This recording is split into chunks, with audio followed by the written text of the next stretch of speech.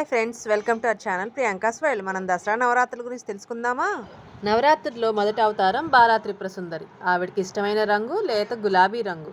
అలాగే ఆవిడకి పెట్టవలసిన నివేదన కట్టు పొంగలి. రెండవ అవతారం శ్రీ గాయత్రీదేవి. ఆవిడకి ఇష్టమైన రంగు నారింజ రంగు. అలాగే పెట్టవలసిన నైవేద్యం ఏంటో తెలుసా? పులిహోర.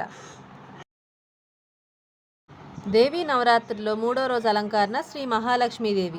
ఆవిడకి ఇష్టమైన రంగు గులాబీ రంగు లేదా ఆకుపచ్చ రంగు. ఆవిడకి పెట్టవలసిన నైవేద్యం దద్దోజనం లేదా క్షీరాన్నం. నాలుగో రోజు అలంకరణ శ్రీ అన్నపూర్ణాదేవి. ఆవిడకి ఇష్టమైన రంగు గంధం పసుపు రంగు అంటే ఆవిడకి చాలా ఇష్టం. అలాగే మనం ఆవిడకి పెట్టవలసిన నైవేద్యం కొబ్బరన్నం.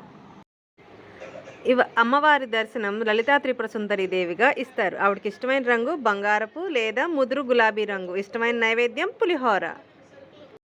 ఆరో రోజు మనందరికీ సరస్వతీదేవిగా దర్శనమిస్తారు. ఆవిడకి ఇష్టమైన రంగు శ్వేతవర్ణం అంటే తెలుపు రంగు.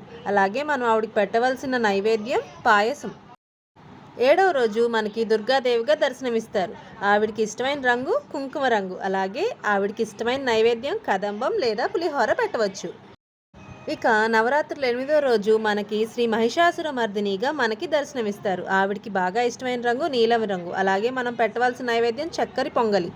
నవరాత్రుల్లో ఆఖరి రోజు శ్రీ రాజరాజేశ్వర దేవిగా మనకు దర్శనమిస్తారు. ఆవిడకి ఇష్టమైన రంగు ఆకుపచ్చ లేదా నెమలి కంఠం. అలాగే పెట్టవలసిన నైవేద్యం పరమాన్నం.